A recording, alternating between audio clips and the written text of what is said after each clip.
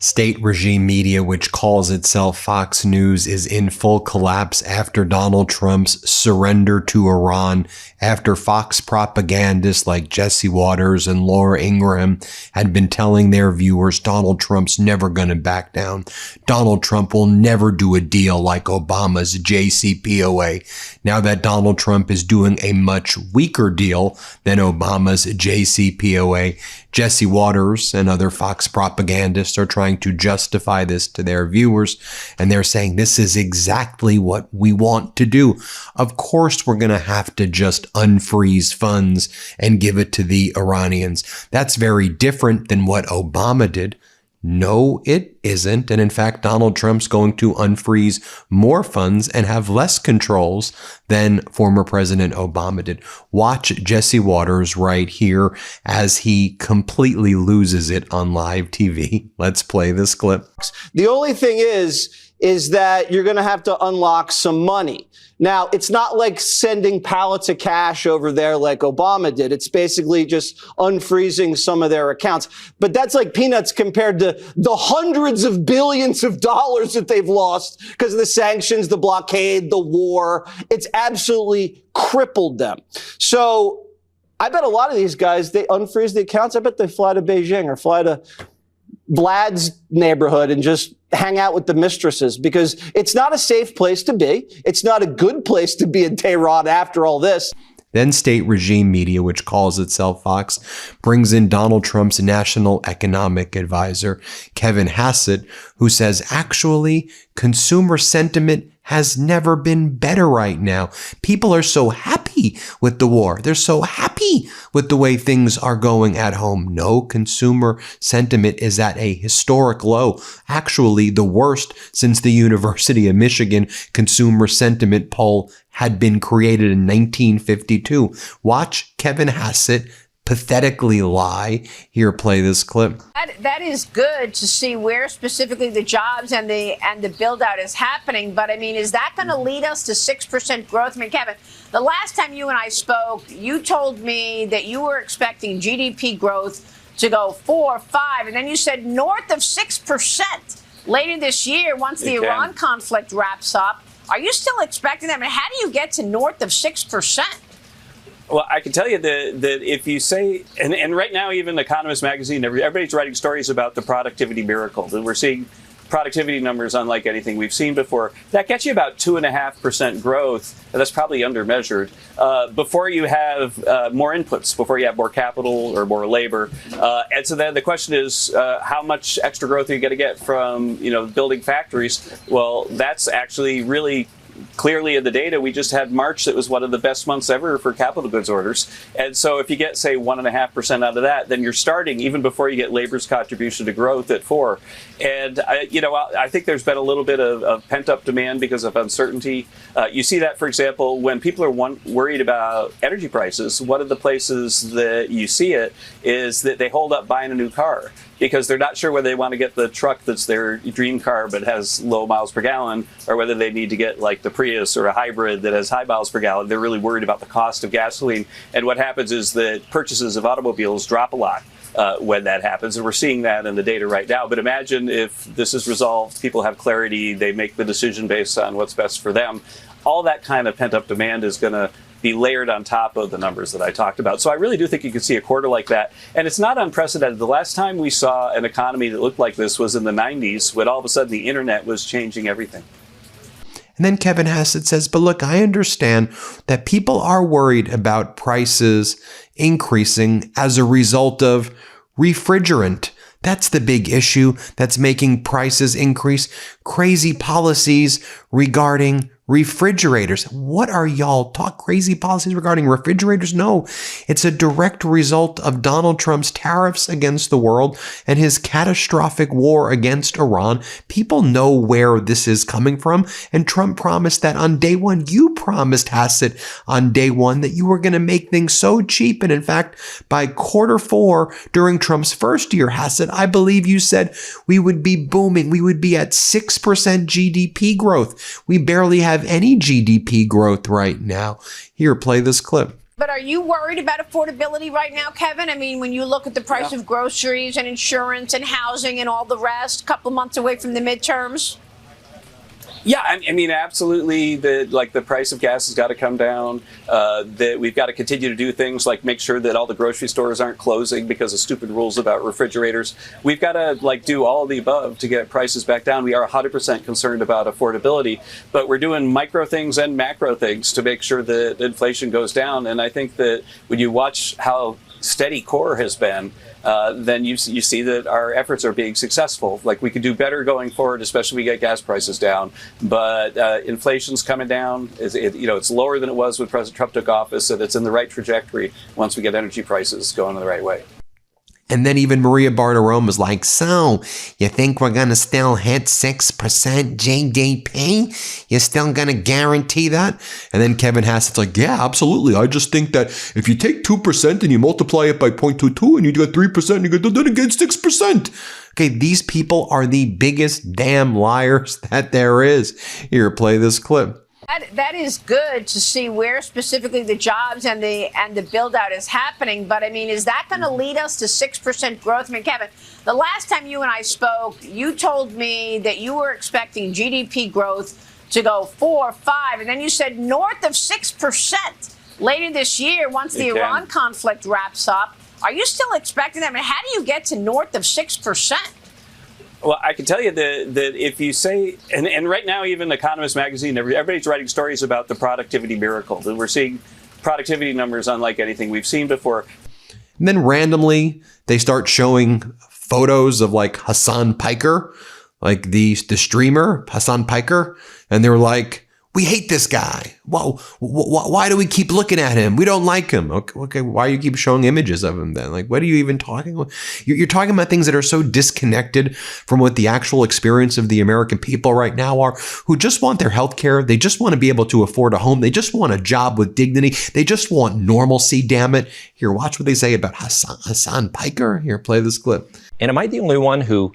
I mean, I'm sick of looking at Hassan Piker, but I can never tell if it's really him because he just looks like a generic leftist. Every leftist dude with a beard and a baseball cap online, I say, is this that guy again? I can never tell if it's him. Yeah, they do have a look. I will give you that for sure. So then they bring on Democratic Michigan Senate candidate Abdul El Said, who's been on the MeidasTouch network before, and he goes on the Kane show, the Will Kane show. And I guess they thought, okay, well, here's what we're going to do. We're going to bring Abdul El Said on, and, Will Kane's going to do a great interview. Well, no, El Said destroyed Will Kane, basically hijacked the show, took over the show and made it his own. This was incredible. Here, watch this. Let's play it. A living wage. I want to make sure that they got a union. I want to make sure I understand those positions. Drink clean water, but you're not asking me that. And when I asked you about whether or not you actually pump your own gas, you didn't answer the question because you are so I pump my own gas. We don't have any other way to do it in Texas. We don't have any other way to do it in Texas. How much did you pay for the last time? How much did you pay for your gas last time? I paid a lot. Gas prices are up right now, and every American is concerned about that. And you are not asking me about that. The question is whether or not Americans believe that war. Okay, that you keep defending. We're talking over each other. We're talking over each other consistently.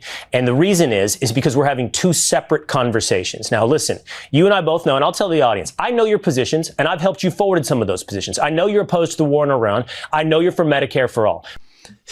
And then Will Kane realized very quickly that he was outmatched. Here, play this clip. So if we want to talk about law enforcement, I do want to bring up the question about the $1.8 billion Department of Justice piggy bank that Donald Trump wants to hand out to people who clearly broke our laws on January 6th. But I asked the question about gas prices because I happened to pump my gas just on Memorial Day. The worst part of my day was having to pay $82.89. Well, I thought about the fact that we lost more than a dozen service members in a war we never should have been fighting to raise those gas prices in the first place. If you want to talk about the rule of law, there are plenty of opportunities for us to talk about that. I appreciate your position, and I will summarize it for the audience. You are opposed to the war in Iran, and you do not like the current gas prices. But Mr. Syed, we had a very friendly exchange last week. No, you're not answering my question. Is the entire point. You're pivoting the talking points. If you will talk to the question I asked, we can have an appropriate interview. Let me finish my answer. $185 billion for ICE. That's $185 billion that are not being spent to improve anything from your infrastructure to your kid's school or to help you afford your healthcare. Gas is just the tip of the iceberg. So if you do want to talk about ICE, let's talk about the opportunity cost of paying $185 billion into an agency that is currently sowing unrest in New Jersey, just like it did in Minneapolis. What is the cost to deny citizenship? Yeah, more on that right here. Will Cain, not a good idea to bring in El Said. Here, let's play this clip. You would like to abolish ICE. Now, what I would like to ask you is, ICE is simply the enforcement mechanism for democratically elected laws of the people. Now, for a party who has talked about the threat to democracy, is it your position that you do not want to see the will of the people, the democratically elected laws, enforced? First of all, Will, you and I both know that immigration law is not criminal law. Immigration law is civil law. It's like getting a parking ticket. So the idea that we should have a paramilitary force that is weaponized on our streets to enforce civil law seems to me to be a bit over the top, particularly considering the fact that the current president is weaponizing ICE against the idea of the rule of law itself. The idea that they should just be governed simply by Stephen Miller and Donald Trump without any enforcement around basic warrant law or the Constitution itself, that to me is frustrating. Now, I want to pivot just quickly because I do want to ask you, do you pump your own gas? Well, before we start talking about whether or not I pump my own gas, we're going to have to follow up with your answer. It's important. I appreciate $185 billion. I appreciate the interest in having a conversation, Mr. Syed. But what I would suggest is I'm conducting this interview, and I want to ask you about your positions. My interest today is you are running for Senate. No, excuse me. You are running for Senate in the state of Michigan. What I am curious about, as you conduct a tour targeted at counties that voted for both Joe Biden and President Donald Trump, is exactly how extreme or moderate your positions might be. I'm not running for elected office. So my position on current gas prices is of immaterial to the audience. Your positions as seeking elected office are what's important. And what I would like to figure out is whether or not you believe in the rule of law. It's simply not true that I've always been picky when it comes to seafood. You spend good money at the grocery store, bring home some fish, and half the time it just doesn't live up to expectations. So I was really excited to try Wild Alaskan Company. Wild Alaskan Company offers the best way to get wild-caught, high-quality seafood delivered to your door on your schedule. Each box comes with individually portioned fillets that are vacuum sealed, easy to prepare, and perfect whether you're making a quick weeknight dinner or something a little more elevated. The seafood is quick frozen right after it's caught in Alaska, which helps lock in the texture, flavor, and nutrients like omega-3s. And it is seafood that you can trust. No GMOs, antibiotics, or additives. Every order also supports sustainable harvesting practices and hardworking Alaskan fishermen whose livelihoods are deeply connected to these waters. One of my favorites has been the coho salmon. It has a rich texture and mild flavor, and it cooks beautifully whether you roast it or sear it in a pan.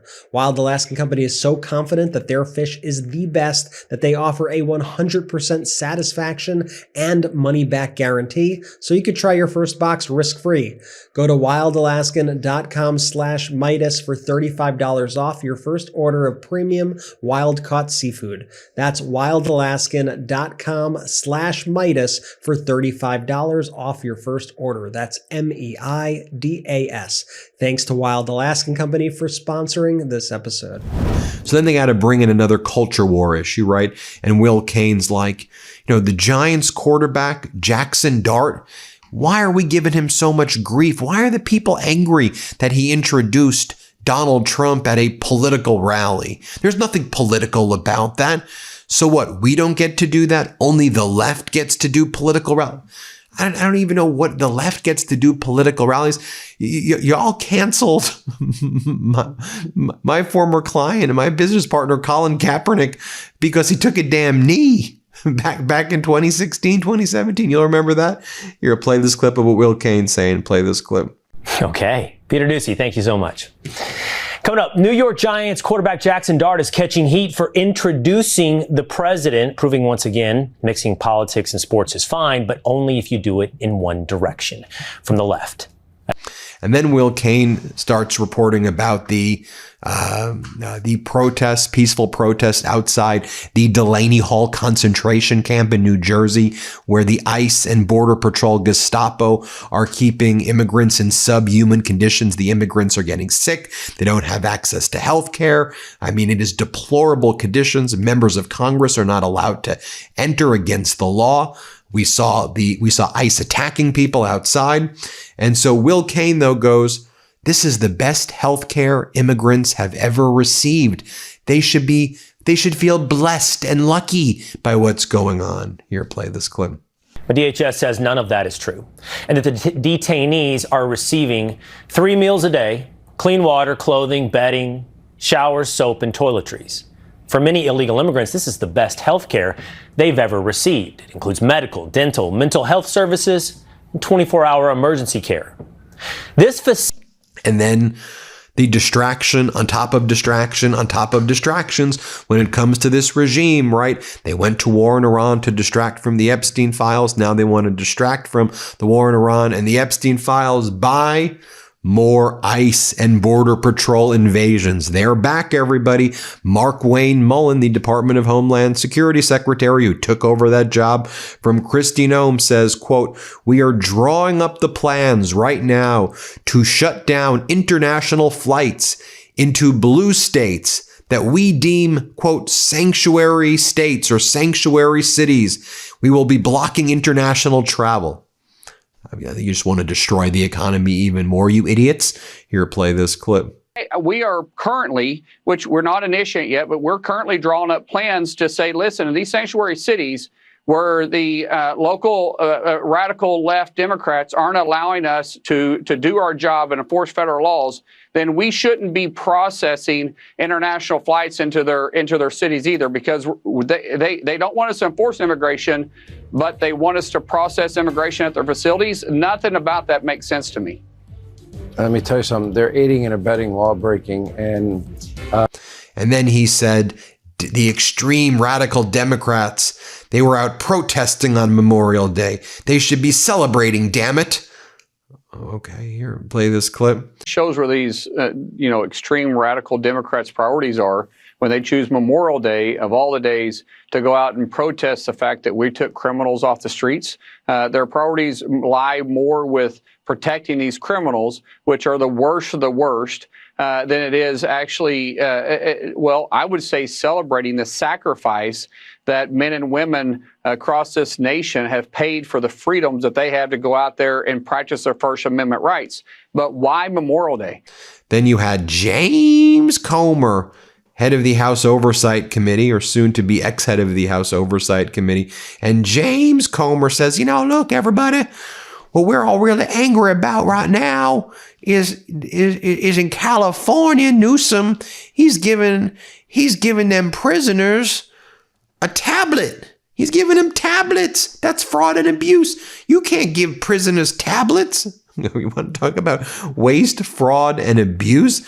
Why don't you look at your own damn party and what Donald Trump is doing every single day? Here, play this clip. But at the end of the day, you think about all the school kids in public schools all across America that need tablets. They need material. And in California, Governor Newsom is using tax dollars to provide these tablets for inmates who were communicating and harassing people on the outside. That's a terrible use of taxpayer dollars. The inmates aren't even supposed to be communicating with people on the outside. But again, this is another example of liberal leadership in California by Gavin Newsom and an utter disregard for the American taxpayer.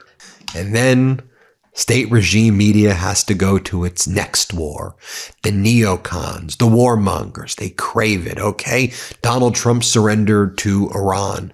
So who can we go after next? Cuba! Let's set up a pretext to invade Cuba. All right, we'll exit Iran, then we'll invade Cuba. Maybe that'll be easier than Iran. That's what the Trump regime is thinking. And Fox wants to help out. So Fox invites the Cuban foreign minister onto Fox. And by the way, the Cuban foreign minister just completely outmatches this Fox host. And the Fox host thought there was going to be gotchas with the Cuban foreign minister. But the Fox host is like, so Marco Rubio told me that you possess a national security threat. And the Cuban foreign minister is like, you really think that we are dumb? Like, you think we're going to launch drones in the United States? Like, why would we just want to exist? Why would we throw drones in the United States? Play this clip. Secretary of State Marco Rubio told me, sir, on Thursday that the Cuban regime poses a direct national security threat to the United States of America. He mentioned an arsenal of military drones provided to the regime by the Russians, by the Chinese. He alluded to reporting in the United States last week that the Cuban government has even discussed internally potential plans to attack U.S. military targets. Is any of that true? Well, just imagine Cuba is a small island, 100,000 square kilometers and 10 million inhabitants. Based on what logic, what would be the common sense behind the idea that Cuba could threaten a nuclear superpower? Second, we will have to ask the Secretary of State if he has any evidence. I have heard him lying on and on regarding this issue. Last week, and then the Fox host is like, all right, I hear you. But let's talk about Raul Castro. What do you think about the fact that Donald Trump just indicted him? Pretty powerful move, huh? Pretty good, huh? And then the Cuban foreign minister is like, okay, why'd you wait if this was really a big issue to you, you knew the underlying incident 30 years ago. So why are you doing this right now? Oh, it's just a pretext for war. Watch this. Let's play this clip. Last week, as you know, sir, the Trump administration indicted Raul Castro. This is the same type of decision that was made about Venezuelan leader Nicolas Maduro before the United States captured him, removed him from the country. Do you have concerns about the United States plotting potential regime change in Cuba? Are you prepared to defend against that militarily? We will have to ask the U.S. government, why did it wait for 30 years to do this? We will have to ask, what is the ethical value?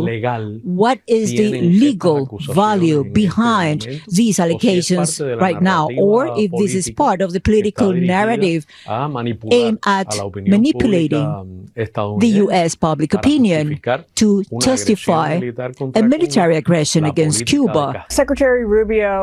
And then Fox goes, the Fox host goes to the Cuban foreign minister. But you're a failing nation. Donald Trump, our Führer, our dear leader, says you're a failing nation, to which the Cuban foreign minister is like, well, right now we're struggling because you're doing a blockade and you're starving our people to death. But if we were really failing, then why would you need to do a blockade? Wouldn't you just let us fail and just blow up? Like, wouldn't we not be able to run the country? So why even do the blockade then? Oh, maybe because the purpose of the blockade is to starve the people to death. Is that why? Watch as the tables are turned. Here, play this clip. President Trump, over the last week, said that Cuba is a failing nation multiple times. What's your response to those comments? If the Cuban state would be an inefficient state and the Cuban economy would not be viable, what would be the use for an executive order by the President of the United States issued on January the 29th, declaring a complete energy blockade against Cuba? What would be the need? Executive order of May the 1st establishing secondary sanctions against all the economic counterparts of Cuba in the world. They have also resorted to military threat. No political difference, no difference between two states, no consideration about the political system or the government of another country could be the reason for provoking a war or to cause a bloodbath or a humanitarian catastrophe. So not a very good day for state regime media, which calls itself Fox. But, when they have to constantly justify Donald Trump's surrender here, surrender there, surrender here, surrender there, that's what happens. Let me know what y'all think. Hit subscribe. Let's get to 7 million subscribers. We're so close to 7 million. Let's get there together. Thanks for watching. New Meidas merch. Head to store.MeidasTouch.com today and get yourself the best pro-democracy gear and show your support. That's store.MeidasTouch.com.